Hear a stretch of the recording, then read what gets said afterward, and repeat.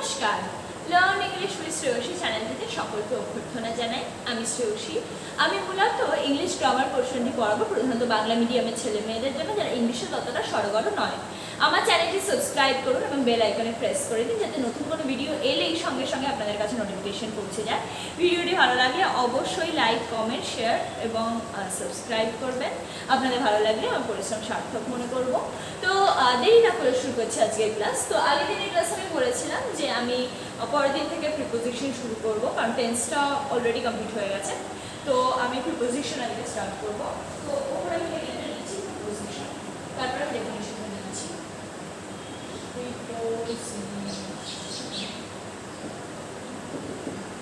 Preposition তো আমি ডেফিনিশনটা নিচ্ছি।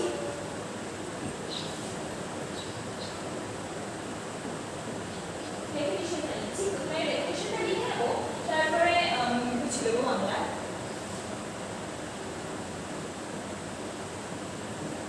Preposition is a word placed before a name or pronoun. Noun equivalent. Noun equivalent to show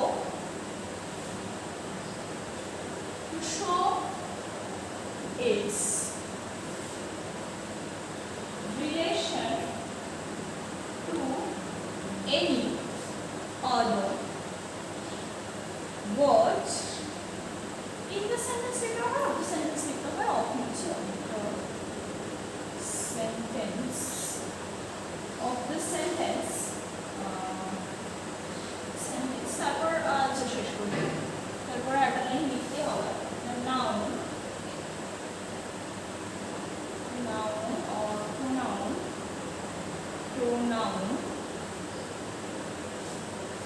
noun equivalent is called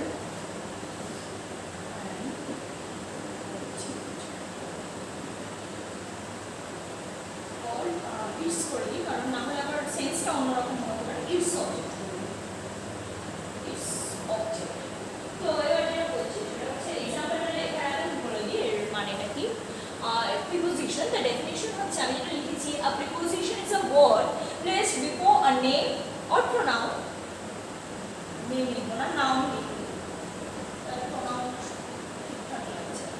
a preposition is a word placed before a noun or pronoun or noun equivalent to show its relation to any other word of the sentence. A noun or pronoun or noun equivalent is called its subject. Its subject, not an object. আমি এটা লিখলাম না কারণ আমি an প্রথমে লিখেছিলাম, কিন্তু এখানে সেন্সটা অন্যরকম আছে, তার মানে হবে এরগুলো কি সাবজেক্ট হতে পারে না, কিন্তু সেটা না। প্রিপোজিশনের অবজেক্ট হিসাবে এটার ইউজ হচ্ছে। তো এটার বাংলাটা আমি বলছি, প্রিপোজিশন কি? প্রিপোজিশন হচ্ছে এমন একটা ওয়ার্ড যেটা যে কোনো নাউন অর্থাৎ বিশেষ্য, প্রোনাউন অর্থাৎ সর্বনাম এবং নাউন ইকুইভ্যালেন্ট, মানে এমন অনেক পদ থাকে যার বিশেষ্যের মতন বসে, তো তাদেরকে আমরা নাউন ইকুইভ্যালেন্ট বলি গ্রামারে। তো noun equivalent to show it's relation, অর্থাৎ এইগুলোর এই যেগুলো বললাম নাউন, প্রোনাউন, নাউন ইকুইভ্যালেন্ট, বিশেষ্য, সর্বনাম এবং বিশেষ্য রূপী যে পদগুলো থাকছে তার আগে বসে তা কি করে, তো কাজটা কি আগে তো বসে। কাজটা হচ্ছে যে ওই যে সেন্টেন্সটা থাকবে সেই সেন্টেন্সের অন্য যে ওয়ার্ডগুলো থাকবে এর আগে বসে প্রিপোজিশন এইগুলোর সাথে, ওই ওয়ার্ডগুলোর সাথে রিলেশন স্থাপন করবে, একটা সম্পর্ক স্থাপন করবে। তো তারপরে যেটা লিখছি সেটা হচ্ছে নাউন, প্রোনাউন আর নাউন ইকুইভ্যালেন্ট, যেটা বসছে যার আগেই বসছে তো সেটাকে প্রিপোজিশনের অবজেক্ট বলা হয়। তো এটা একটা important point.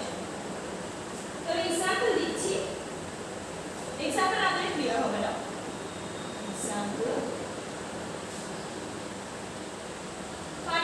Example, Ram is coming with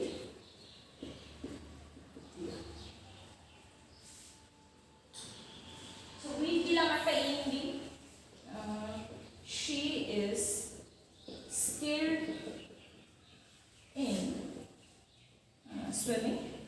এসটা ছোট হতে হবে, swimming, skilled in swimming, in হয়ে গেল, উইথ হয়ে গেল, তো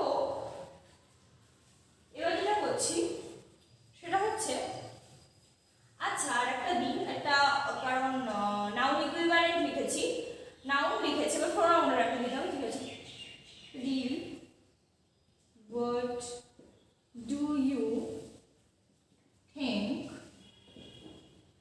of, হলো।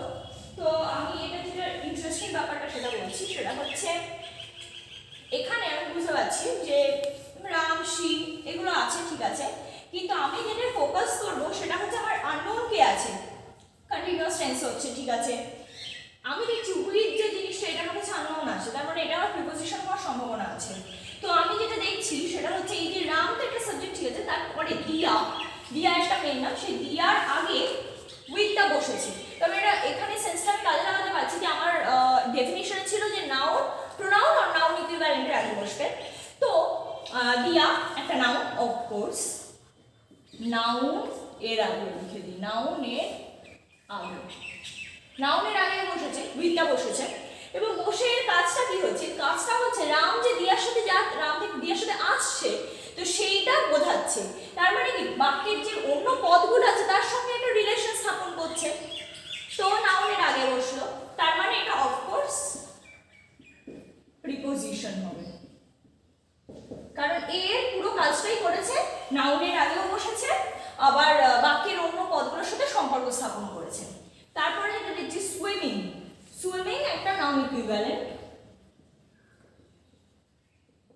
নাউন ইকুইভ্যালেন্ট এর আগে, নাউন ইকুইভ্যালেন্টের আগে আমরা দেখতে পাচ্ছি ইন আছে, ইন কিন্তু এটা প্রিপোজিশন, গোল করে দিচ্ছি প্রিপোজিশনগুলোকে, হলো she is skilled in swimming, অর্থাৎ সে কিসে পারদর্শী, সুইমিং এ পারদর্শী, সাঁতারে পারদর্শী।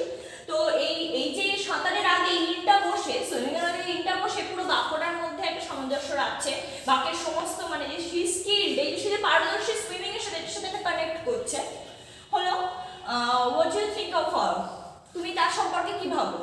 তো এই যে হার, হার একটা কোর্স একটা প্রোনাউন, তো প্রোনাউনের আগে, প্রোনাউন এর আগে, প্রোনাউনের আগে কি বসছে, প্রোনাউনের আগে বসছে of,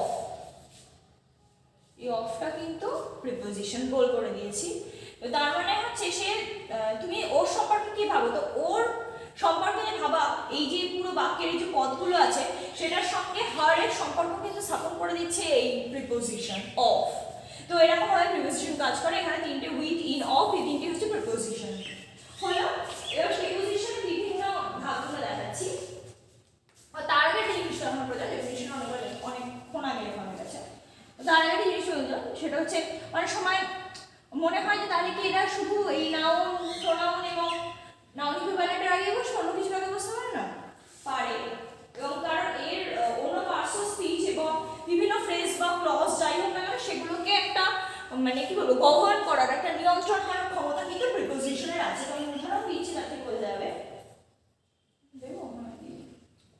this will last forever, this will last forever।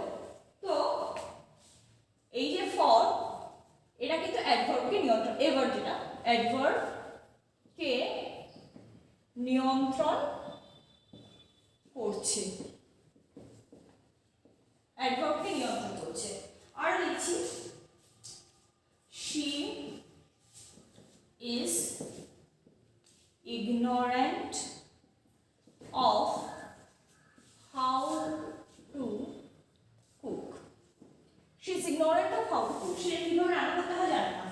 তো এখানে how to cook, how to cookটা কিন্তু একটা ফ্রেজ, how to cook, তো তার আগে অফটা বসেছে, তো এটা দিয়ে বোঝাচ্ছে how to cook এর আগে অফটা বসে, ইগনোরেন্টের পরে অফটা বসে, এটা বোঝাচ্ছে পুরো বাক্যটার মধ্যে একটা সামঞ্জস্য রাখছে, বাক্যটার পুরো মিনিংটাকে কমপ্লিটলি আমাকে বোঝাচ্ছে।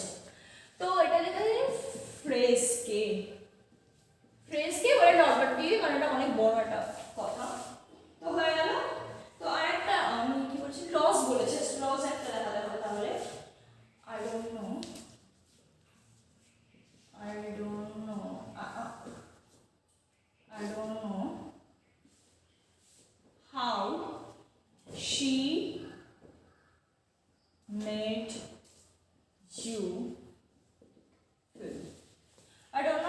Made you feel. তো এটার ক্ষেত্রে দেখাচ্ছে যে শি মেড ইউ ফিল, এটা কিন্তু একটা স্বয়ংসম্পূর্ণ একটা বাক্য হওয়ার একটা মানে কি বলে ক্লজ যাকে বলে, বাক্যাংশ যাকে বলে, বাক্যাংশ। তো আমি যেটা করছি সেটা হচ্ছে আচ্ছা এখানে প্রিপোজিশন তো করতে হবে অ্যাবাউট দিয়ে, নাহলে প্রিপোজিশনটা হয়নি, প্রিপোজিশন না দিলেও হয়, যাই হোক সেটা পরে আলোচনার সাপেক্ষ। অ্যাবাউট দিয়ে দিই, I don't know about how she made you feel. তো এই অ্যাবাউটটা এখানে বসেই এই যে বাক্যাংশটাকে এই বাক্যের সাথে পুরো কোরিলেশন হচ্ছে, এবং এটাকে এই অ্যাবাউটটাই কিন্তু এই যে ক্লজটাকে এটাকে গভর্ন করছে, অর্থাৎ নিয়ন্ত্রণ করছে, ক্লজকে নিয়ন্ত্রণ করছে। তো এটাই বলতে চাইছিলাম। তো এটা হয়ে গেল। তারপরে যেটা করবো সেটা হচ্ছে প্রিপোজিশনের বিভিন্ন ভাগগুলো সম্পর্কে বলবো। প্রিপোজিশনের বিভিন্ন ভাগগুলো সম্পর্কে বলবো। Kinds of preposition, kinds of preposition সম্পর্কে বলবো। তো কাইন্ডস অফ প্রিপোজিশনে আমি ভাবছি ওই পরপর লিখে দেবো, অর্থাৎ মানে এরকম ভাবে লিখছি, দেখাচ্ছি কাইন্ডস অফ প্রিপোজিশন।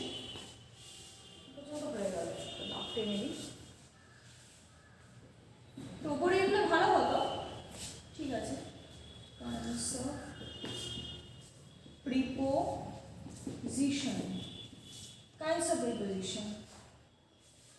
তো আমি নিচে লিখে দিচ্ছি এগুলো। সেটা হচ্ছে এগুলো অতটা ইম্পর্টেন্ট, এগুলো জাস্ট জানার জন্য। তো লিখছি, নিচে উদাহরণগুলো লিখব। নাম্বার হচ্ছে simple preposition. Simple preposition, simple প্রিপোজিশনের উদাহরণগুলো লিখব। at, in, by, of, for, on, over, under, up, to, from, out, with। ঠিক আছে, তো অনেক আছে, তো তার মধ্যে যেগুলো মনে পড়ছে সেগুলো লিখছি। সেটা হচ্ছে at, in, by, of, for, on, over, under, up to, from, out, with। এগুলো লিখলাম, আর যেগুলো মনে পড়ছে না সেগুলো আমরা পরে লিখবো।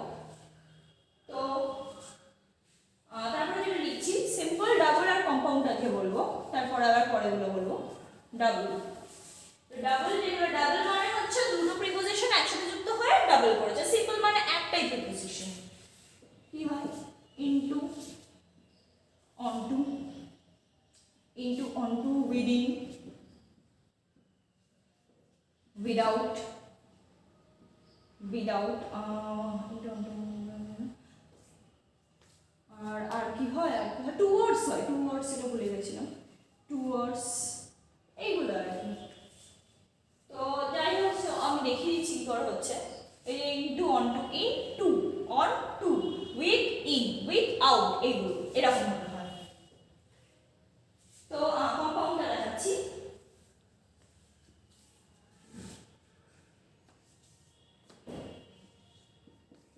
কম্পাউন্ড, কম্পাউন্ডটা দেখাচ্ছি। কম্পাউন্ডটাকে বলে তার মানে লিখে নিতে আবার দেখাচ্ছি।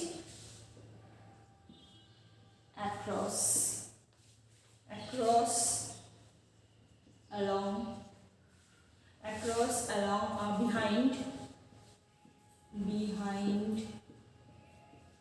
beneath, underneath তো হবে, under, underneath, underneath, আর কি হয়, আর কি হয়, across, along, behind, beneath, আচ্ছা beside, behind লিখেছি, এখন besideটাও লিখে দিই একবারে। তো এইটার যে কিটা, সেই কিটা হচ্ছে এই যে আগে যে এ যুক্ত হচ্ছে না, এটা হচ্ছে অন, অন বোঝাচ্ছে এই যে এটা। আর এই যে বি যুক্ত হচ্ছে, বি মানে হচ্ছে বাল,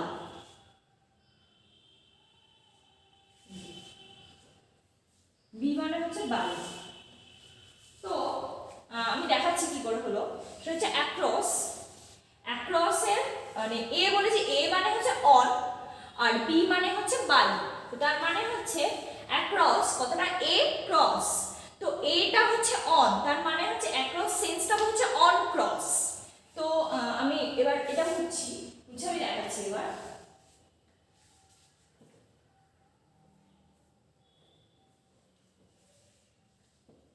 বেশি জায়গা লাগবে না এটার জন্য। অ্যাক্রস হচ্ছে অন ক্রস, ক্রস হচ্ছে অন ক্রস। তারপরে কি লিখেছি অ্যালং, অ্যালং হচ্ছে অন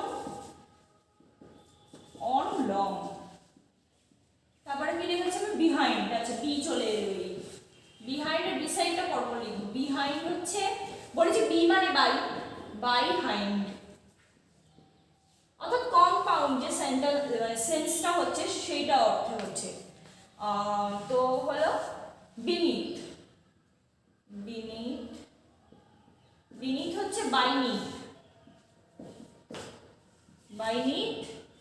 বিসাইড পাশে দিচ্ছি, বিসাইড হচ্ছে বাইসাইড, বাইসাইড। আন্ডারনিথ হচ্ছে আন্ডার প্লাস নিথ, আন্ডারনিথ হচ্ছে আন্ডার প্লাস নিথ, হলো। তো এটাই বলছিলাম। তো আমি পাশে কিটাও লিখে দিচ্ছি, কিটা লিখে দিচ্ছি।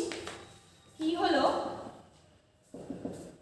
এ মানে হচ্ছে অন আর বি মানে হচ্ছে বাই, হলো। তো তার মানে এবার এটাকে এক্সপ্লেন ভালোভাবেই করা যাচ্ছে। তার মানে যেটা হচ্ছে সেটা হচ্ছে এই যে অ্যাক্রস অন ক্রস এ আছে, তার মানে অন, অ্যালং মানে অন লং, এটা না দেখে বলা আছে। বিহাইন্ড মানে বাই হাইন্ড, বিনিথ মানে বাই নিথ, বিসাইড মানে বাই সাইড, এই যে এটা আছে এইটার জন্য। আন্ডারনিথ মানে আন্ডারনিথ। তো এই পর্যন্ত আজকের ক্লাস। তো তারপরে দিন আমি আরো বিভিন্ন রকম প্রিপোজিশন সম্পর্কে বলবো। তো যেটা বলার সেটা হচ্ছে আমার চ্যানেলটি অবশ্যই সাবস্ক্রাইব করবেন, ভিডিওটি ভালো লাগলে অবশ্যই লাইক কমেন্ট শেয়ার করবেন। তো আপনাদের ভালো লাগলেই আমার পরিশ্রম সার্থক মনে করব। ধন্যবাদ।